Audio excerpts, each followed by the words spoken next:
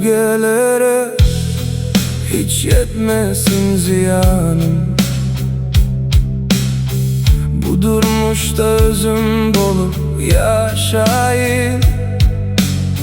Benzetme alacan başka birine.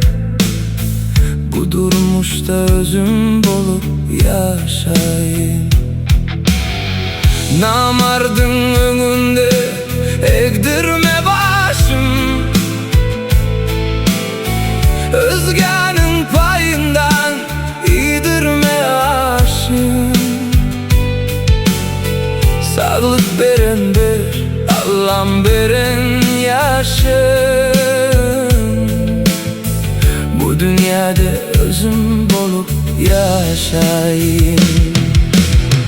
Kete anlansa da şadiyan gönlüm, şükür sağlık bilen geçip dur ömrüm.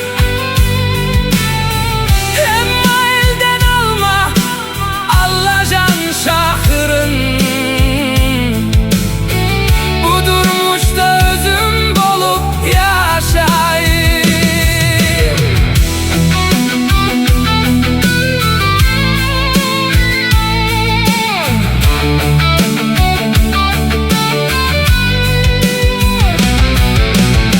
Haramlıktan bezemeyen törümü Allah'ım açık eyle yören yolumu.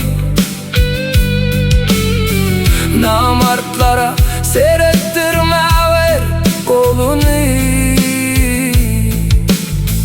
Bu durmuşta özüm olup yaşayayım.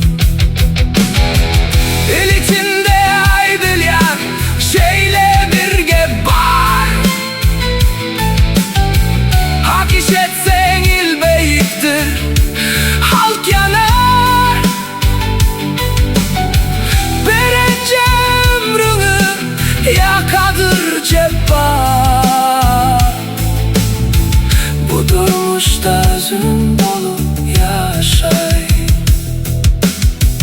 Bu durmuşta özüm dolup yaşayayım.